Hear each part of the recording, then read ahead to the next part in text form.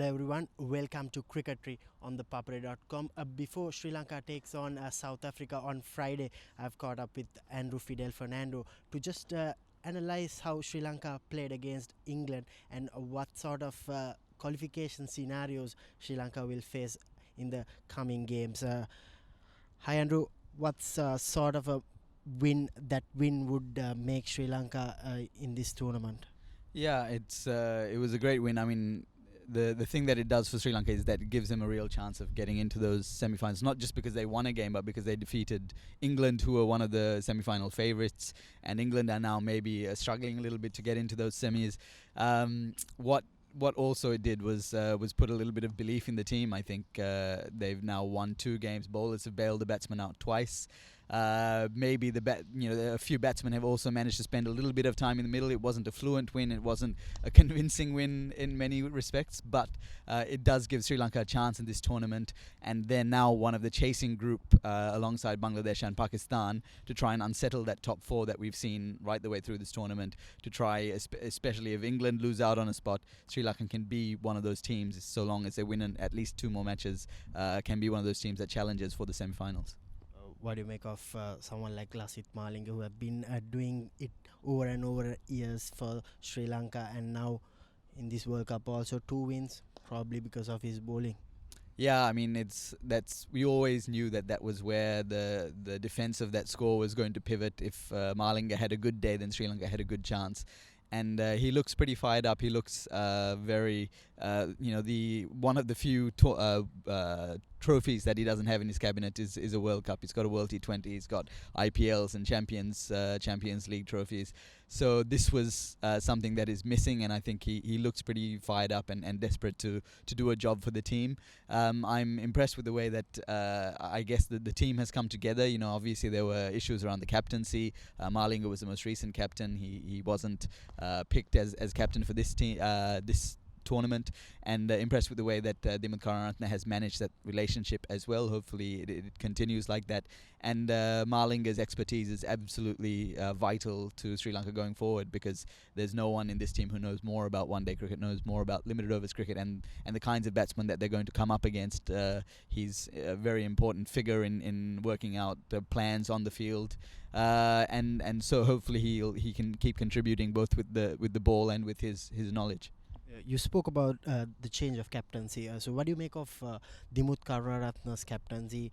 He didn't play ODI cricket for 4 years, but now the highest run scorer for Sri Lanka, still in the hunt for a semi-final place. He has managed to somehow get the team going. And what do you make of Karunaratne's captaincy?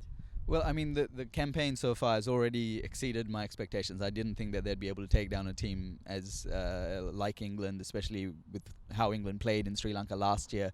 I thought there would be a huge chasm, and you have to give Dimuth a lot of credit for that, because he's managed to come up with plans and they outsmarted England. That was probably the where they won the game was with their strategies and their tactics, rather than Malinga's bowling did help, but it was their ability to read conditions and play according to them, and lay traps for the opposition as well. And Dimuth is a huge part of that. Yes, he hasn't played one-day cricket, but I think he knows that is a weakness, and he's relying on the likes of Angelo Matthews and Lasith Malinga to help make up that gap in knowledge and expertise, so that the team is can come up with excellent tactics when they're on the field. From a man management point of view, he seems to be doing a good job as well. He knows the younger players in the squad. He's talked about how he's played in the A team and a lot of domestic cricket, and so because of that domestic and A team experience, he knows a lot of the younger players and what makes them tick. He seems to be having a good relationship with Chandik Hathurusinghe as well, and they seem to be working quite well as a team.